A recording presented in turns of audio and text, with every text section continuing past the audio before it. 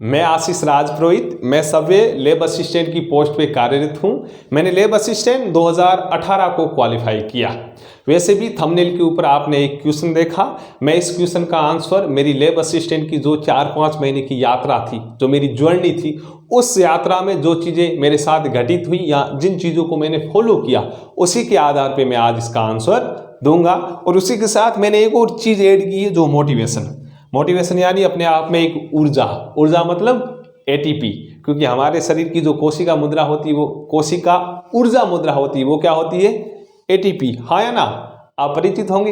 ATP यानी adenosine triphosphate. अंत में मैं मोटिवेशन से संबंधित कुछ बातें करूंगा जो आपके लिए एक एनर्जी के समान कार्य करेगी। चलो मैं पहला क्वेश्चन ले रहा हूं। पहला और आखिरी एक ही है क्वेश्चन है, सर लैब असिस्टेंट के लिए कौन कौन सी बुक्स पढ़े एवं क्वेश्चन प्रैक्टिस कहां से करें? अधिकांश बच्चों का क्वेश्चन 2 दिन से ये आ रहा है कि सर क्वेश्चन प्रैक्टिस कहां से करें। वैसे आपको पता है लैब असिस्टेंट में विज्ञान से रिलेटेड फिजिक्स, केमिस्ट्री और बायोलॉजी आती है। राजस्थान से रिलेटेड अपन देखें तो राजस्थान जीके से संबंधित भूगोल पूछी जाती है, हिस्ट्री पूछी जाती है, कला संस्कृति और साहित्य पूछी जाती है। मैं सबसे पहले राजस्थान जीके की बात करूंगा। यदि मैं राजस्थान जीके की बात करता हूं, मैं सबसे पहले इसकी बात इसलिए कर रहा हूं क्योंकि अधिकांश लैब असिस्टेंट की तैयारी करने वाले स्टूडेंट्स में से उनका ये वाला पोर्शन बहुत ही कमजोर है। उनका वैसे कुछ ऐसे स्टूडेंट हैं 20% जिनका राजस्थान जीके वाला पोर्शन बहुत ही बढ़िया होगा। मैं आशा करता हूं यदि मैं उनको 50 क्वेश्चन दे देता हूं तो वो 45 या 40 प्लस क्वेश्चन को राइट करेंगे। लेकिन 80% ऐसे स्टूडेंट हैं जिनका राजस्थान जीके वाला जो पोर्शन है वो बहुत ही कमजोर है। मैं उनके लिए पर्टिकुलर कुछ बुकें बताऊंगा जो मैंने खुद ने यूज की या जिन बुकों को मैंने खुद ने फॉलो किया। वैसे मैं राजस्थान जीके वाला पोर्शन लूँ तो मैंने जीके में थ्योरी संबंधी कुछ नहीं पढ़ा। मैंने 50 में से 33 क्वेश्चन अटेंड किए, जिसमें से 32 यानी 32 क्वेश्चन मेरे सही हुए, एक क्वेश्चन मेरा गलत हुआ। अब आप सोच रहे होंगे सर 32 सही कर दिए, कोई किताब ही नहीं पढ़ी, वो कैसे हुआ? मैंने हालांकि थ्योरी से रिलेटेड कोई किताब पढ़ी नहीं, क्योंकि स्टार्ट में मैंने दोस्तों से कुछ बुकें ली थी, 1-2 दिन पढ़ी, मेरे दिमाग में इतना कुछ बैठा ही नहीं। जब मैंने हिस्ट्री पढ़ना शुरू की कुछ बैठा ही नहीं, कला संस्कृति साहित्य पढ़ना शुरू किया कुछ बैठा ही नहीं। हालांकि भूगोल वाला पोर्शन मुझे अच्छी तरह से समझ में आता था क्योंकि उसमें समझने जैसा कुछ था या साइंस से रिलेटेड कुछ चीज़ें थी, लेकिन बाकी 2 चीज़ें मेरे माइंड में बैठती नहीं थी। फिर मेरे मन में ऐसे ख्याल आता आ गया जब लास्ट में 40-45 दिन बचे एग्जाम से पहले, मैंने सोचा चलो अपन क्वेश्चन प्रैक्टिस कर लेते हैं।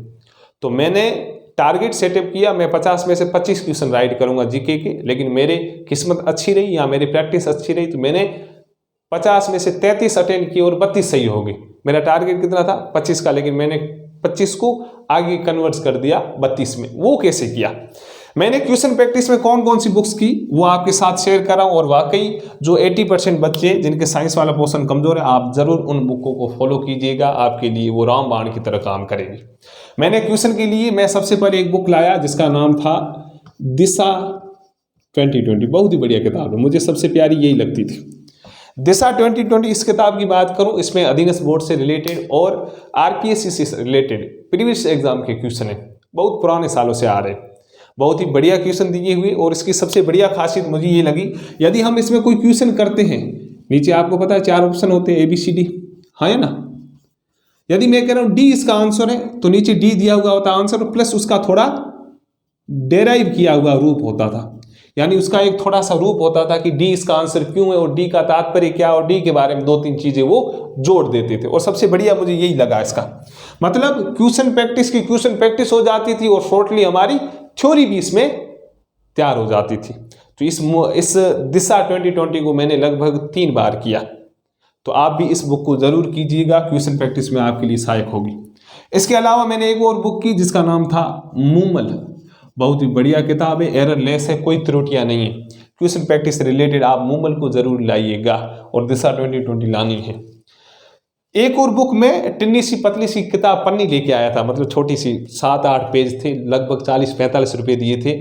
उस किताब में लगभग 2013 या 14 से 18 के बीच अधीनस्थ बोर्ड ने जितने भी एग्जाम करवाए थे, अधीनस्थ बोर्ड ने उसमें क्वेश्चन दिए हुए थे।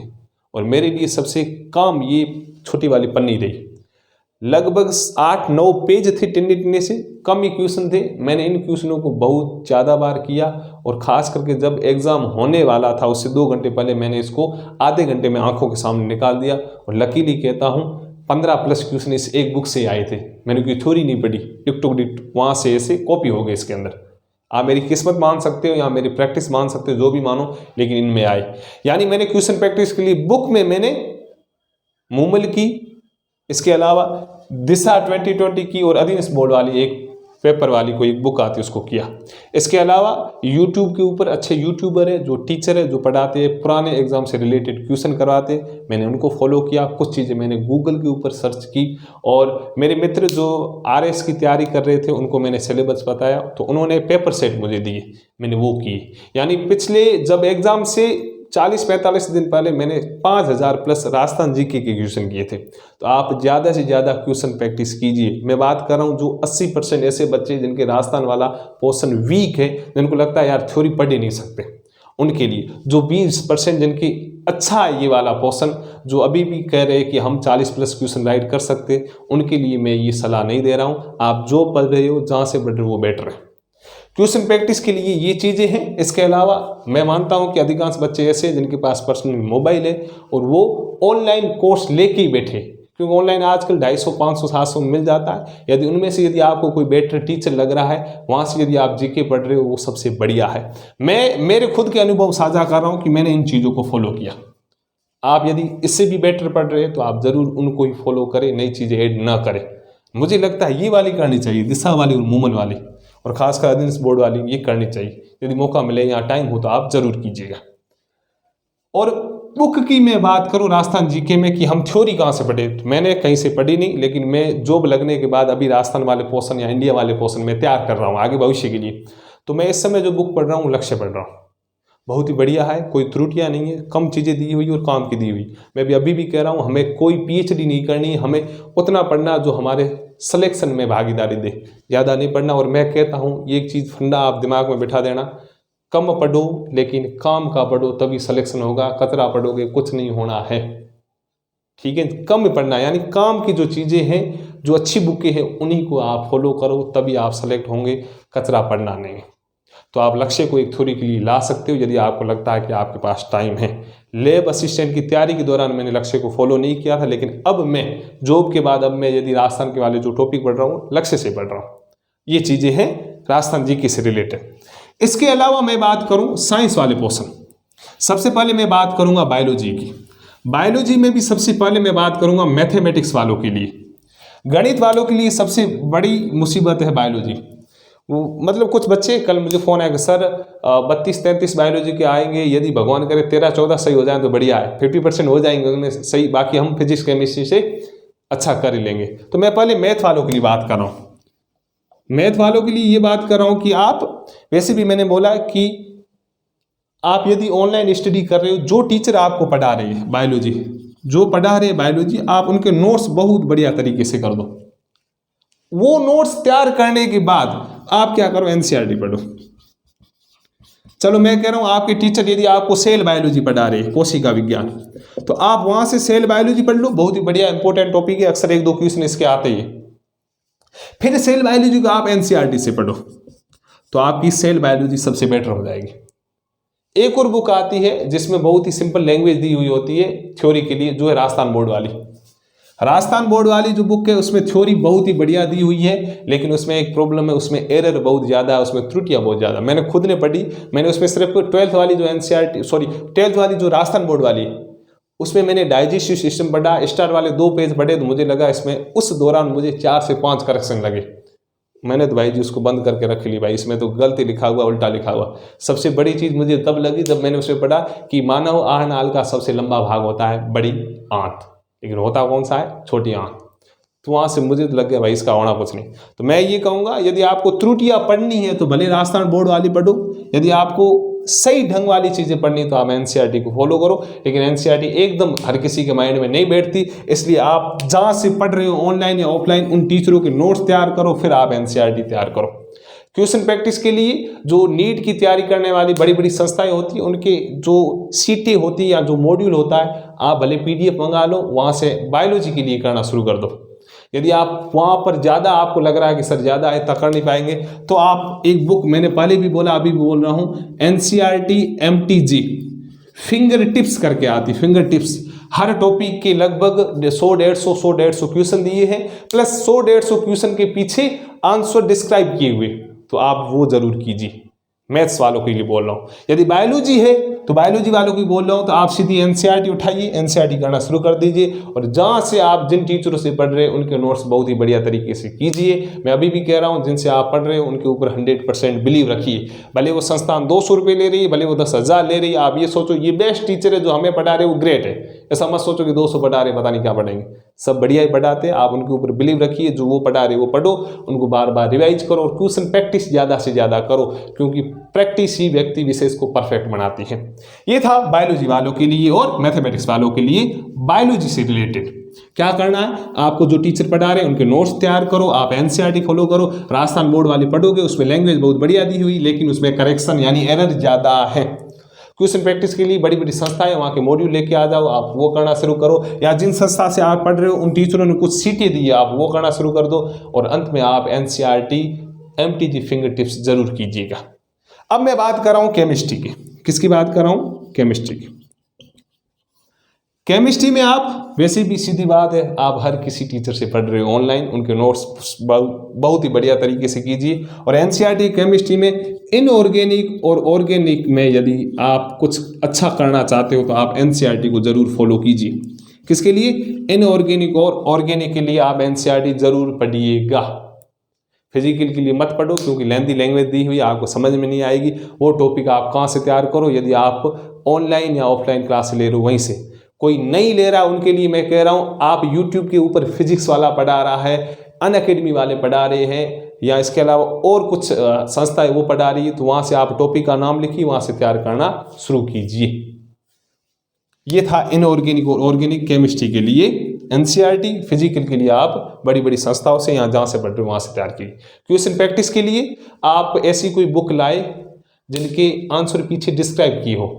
मैं कह रहा हूँ, यदि आप आप केमिस्ट्री में यदि फिजिकल केमिस्ट्री के लिए कोई क्वेश्चन कर रहे हो, फिजिकल यानी गणित से रिलेटेड, आपने 8 क्वेश्चन लगातार शुरू कर दिए, आप LN के कोई मॉड्यूल लेके आ गए, आपने 8 क्वेश्चन सही कर दिए, 9वां क्वेश्चन उसमें कर रहे हो और आप फंस गए, फिर मुंह उतारते हो। उस 9वें क्वेश्चन का पीछे उत्तर दिया हुआ है कि 9 का ब है, लेकिन उसमें विवरण नहीं दिया हो, फिर मुंह उतार के बैठते कि यार है तो ब, लेकिन आया कहाँ से। जो नए नवेले जो अब पहली बार इस मैथ वाली चीज़ों में पढ़े, मैं उनके लिए बोल रहा हूँ, जिनके मैथ बहुत बढ़िया, जिनको लगता है कि हम कर सकते हैं इन चीज़ों को, तो उनके लिए भले आप बड़ी बड़ी संस्थाओं के मॉड्यूल या सीटें लेके आओ, लेकिन कुछ मेरी तरफ बिलो एवरेज या एवरेज है, तो उनके लिए मैं बोल रहा हूँ कि आप कुछ एक सी बुक लाओ जिनमें पीछे उत्तर डिस्क्राइब की हो। तो इसके लिए सबसे बढ़िया है book NCERT MTG finger tips. इसमें भी केमिस्ट्री और फिजिक्स के 100-150 क्वेश्चन दिए हुए हर टॉपिक के, और क्वेश्चन के बाद अ ब स द आंसर भी दिया हुआ, और ब आया क्यों आया उसका पूरा डिस्क्रिप्शन या उसका पूरा विवरण दिया हुआ। तो आप इनको जरूर कीजिएगा। मतलब तीनों के लिए आप NCERT फिंगर टिप्स लेके आओ, NCERT फिंगर टिप्स लेके आओ। फिजिक्स में आपको कोई NCERT नहीं पढ़नी, बायोलॉजी के लिए कह रहा हूँ। हालांकि जिनके मैथमेटिक्स है उनकी फिजिक्स वाकई बहुत बढ़िया होती है। बायोलॉजी वालों के लिए कह रहा हूँ, आप फिजिक्स मत पढ़िएगा, आप सिर्फ अपनी संस्था वालों के नोट्स पढ़ो, या आप यूट्यूब के ऊपर पर्सनली किसी भी टीचर को फॉलो कर रहे हो, यदि फिजिक्स वाला है अनअकैडमी, उनके नोट्स बनाइए, वो जो क्वेश्चन करा रहे वो कीजिए, और NCERT फिंगर टिप्स कीजिए, क्योंकि ये चीज़ें मैंने उस दौरान की थी। मुझे लगता है कि आपको वाकई ये चीज़ें करनी चाहिए। और अंत में कह रहा हूँ कि आप प्रैक्टिस ज़्यादा से ज़्यादा कीजिए, सिर्फ थ्योरी से कुछ नहीं होता। फिजिक्स और केमिस्ट्री आपकी तभी बहुत बढ़िया होगी जब आप प्रैक्टिस करोगे। लास्ट में चीज़ है, मैं बोल देता हूँ मोटिवेशन के बारे में। अब क्या बोलना है इसमें, सर यही तो बोलो, बाकी तो हम तो खुद ही कर लेते। मेन प्रॉब्लम है कि ये मोटिवेशन वाला, मोटिवेशन मतलब अपने लिए एक एनर्जी, खुद रही मोटिवेशन। वैसे आपके लिए एक बहुत ही बढ़िया लाइन हमारे स्वर्गीय भूतपूर्व प्रधानमंत्री अटल बिहारी वाजपेयी, जो अपने आप में एक बहुत ही बढ़िया कवि थे, उनकी मुझे लाइनिंग बहुत बढ़िया लगती है। मैं हर कोई जाता हूँ, कहीं भी जाता हूँ, यदि मुझे किसी प्लेटफॉर्म के ऊपर खड़ा किया जाता है किसी को संबोधित करने के लिए, मैं अक्सर वो लाइन बोलता हूँ। एक कविता टाइप है और मुझे अच्छी लगती है। वैसे वो लाइनिंग है, क्या हार में क्या जीत में, किंचित नहीं भयभीत में, कर्तव्य पथ पर जो भी मिला, ये भी सही वो भी सही, वरदान नहीं मांगूंगा, हो कुछ पर हार नहीं मानूंगा। बस यही आदत बनानी। मतलब क्या हार में क्या जीत में, मतलब क्या जीतना क्या हारना। किंचित नहीं भयभीत में, मतलब मैं न तो हार से भयभीत हूं, न मैं जीत से किंचित हूं, या उसके लिए भयभीत हूं। क्या हार में क्या जीत में, किंचित नहीं भयभीत में। कर्तव्य पथ पर जो भी मिला, यानी मैं इसके लिए जो तैयारी कर रहा हूं, इसके लिए जो भी चीजें मिली, कर्तव्य पथ पर जो भी मिला, ये भी सही वो भी सही, वरदान नहीं मांगूंगा, हो कुछ पर हार नहीं मानूंगा। बस ये आदत बिठाओ। मैं इस रास्ते पे चल रहा हूँ, मैं लैब असिस्टेंट की तैयारी कर रहा हूँ, मैं मेरा 100% दे रहा हूँ। मैं अच्छी तरह थ्योरी पढ़ रहा हूँ, जो मेरे टीचर मुझे पढ़ा रहे हैं उन चीज़ों को मैं बार बार रिवाइज कर रहा हूँ, मैं ज़्यादा से ज़्यादा क्वेश्चन प्रैक्टिस कर रहा हूँ। तो ईश्वर या ऊपर वाला, अल्लाह, भगवान, गॉड, आप किसी भी धर्म संप्रदाय से हो, वो आपके लिए बढ़िया ही करेगा। और मैं अभी भी कह रहा हूँ, अंदर से पॉजिटिव रहो, दिमाग और दिल दोनों का संतुलन बनाए रखो। ये संतुलित में आ गए, मैं कह रहा हूँ आपको सफलता प्राप्त करने में कोई नहीं रोक सकता। मन को समझाओ, नेगेटिव चीज़ें आएगी, आती है तो आप अच्छे मित्रों के साथ शेयर करो कि यार मेरे साथ ये हो रहा, अब अच्छे टीचरों के साथ शेयर करो। किसी और से शेयर करने में शर्म आती है तो एक बड़े भाई के नाते, एक दोस्त के नाते आप मेरे साथ ये चीज़ें जरूर शेयर करो कि सर भूमि में आ गए दिमाग में, कहीं करा दिमाग मारो खराब हो गया, मन नहीं लाग रहा, तो शायद हद तक मैं आपके उस मन को शांत करने की पूरी कोशिश करूंगा। मेरे से संपर्क का साधन आपको पता ही है। जैसे आप मेरे YouTube चैनल को ओपन करोगे, सबसे पहले मेरे मोबाइल नंबर आपको मिलेंगे।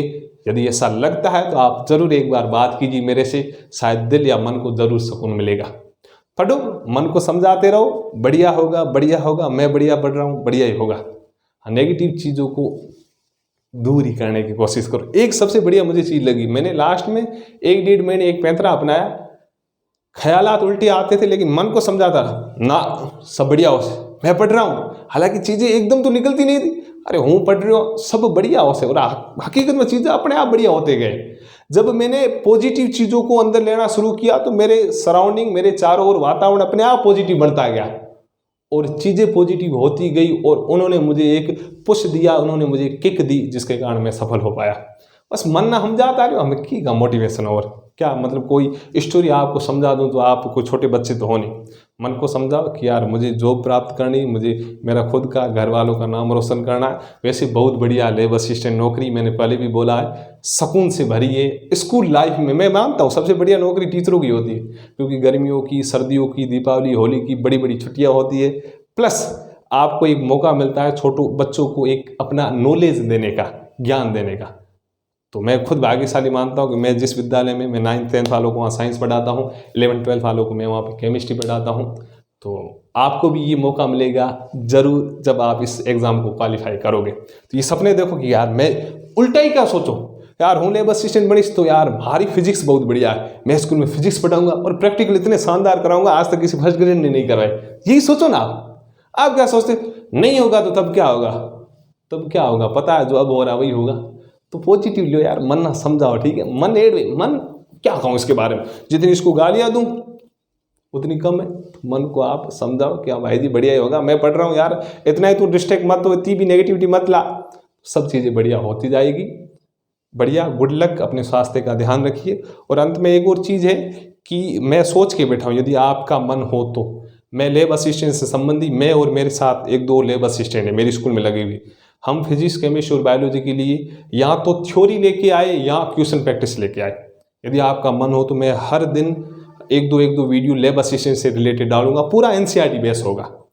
आप खुद कमेंट में बोल देना या मुझे पर्सनली बोल देना, या तो मैं क्वेश्चन प्रैक्टिस लेके आ जाऊँ हर टॉपिक के ऊपर, या मैं उनके लिए थ्योरी लेके आऊँ, भले बायोलॉजी हो, भले केमिस्ट्री हो, भले फिजिक्स हो। यदि आपका मन हो तो मैं ज़रूर कोशिश करूँगा। यदि आपको लगता है नहीं सर आप सिर्फ मोटिवेट करते रहिए, तो मैं सिर्फ वहीं तक सीमित रहूँगा। चलो, अपने स्वास्थ्य का ध्यान रखिए, बढ़िया पॉजिटिव ख्याल लाइए और सब बढ़िया होगा, ऊपर वाला सब बढ़िया करेगा। Good luck, thank you very much.